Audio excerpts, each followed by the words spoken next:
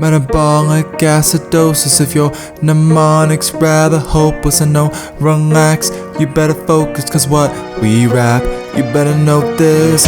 Metabolic acidosis. If your mnemonics rather hopeless, I know, relax, you better focus, you better know this. It's the Metabolic Acidosis rap. Dr. Tony and Shak trying to close the gap on the anion gap. Let's start by bringing you back Henderson Hasselback. Oh crap, not that. We used to think it was tough, but we don't need to suffer. It's all about a few molecules making buffers like CO2 and bicarb 2.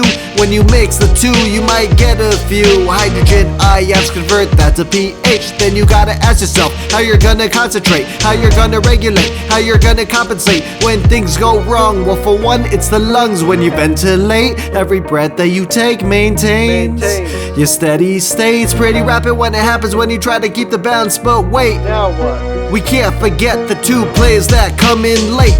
The twins, the beans, the filtering machines, kidneys, and now you see how it goes. Oh no, your pitch is comatose with the pH below 7.34 and the bicarb is low. You grow cold, but you know the diagnosis. Get a blood gas, you can say it boldly. Got a metabolic acidosis. Metabolic acidosis. If your mnemonics rather hopeless, I know, relax, you better focus, cause what we rap, you better know this. Metabolic acidosis. If your mnemonics rather hopeless, I know, relax, you better focus, cause what we rap, you better know this. Wait a minute, let me step up to the plate. I got something else to say, I'ma get up on that podium. Let's start with the anion gap equation. We making no mistakes, we gon' start off with the sodium. Before I try to calculate, let's take out the chloride and bicarbonate and take the value and estimate it based off the albumin. That's the way, no time to procrastinate. If the gap is up greater than 12, then you're in luck, child.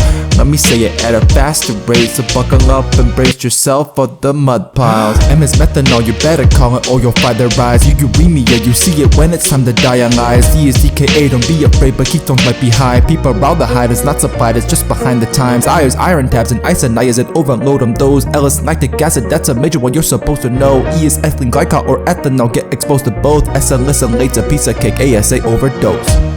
Let's take a breath and let's back up, cause this topic's not close to being wrapped up.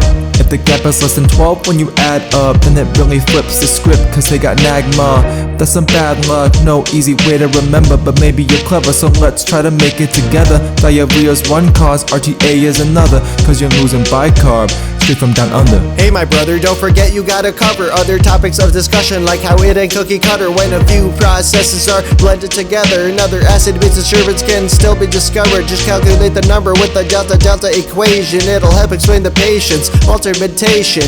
One last thing so I don't leave you hanging. Use Winter's equation for compensation. Metabolic acidosis. If your mnemonics rather hopeless, I know, relax, you better focus, cause what we rap, you better know this. Metabolic acidosis. If your mnemonics rather hopeless, I know, relax, you better focus, cause what we rap, you better know this.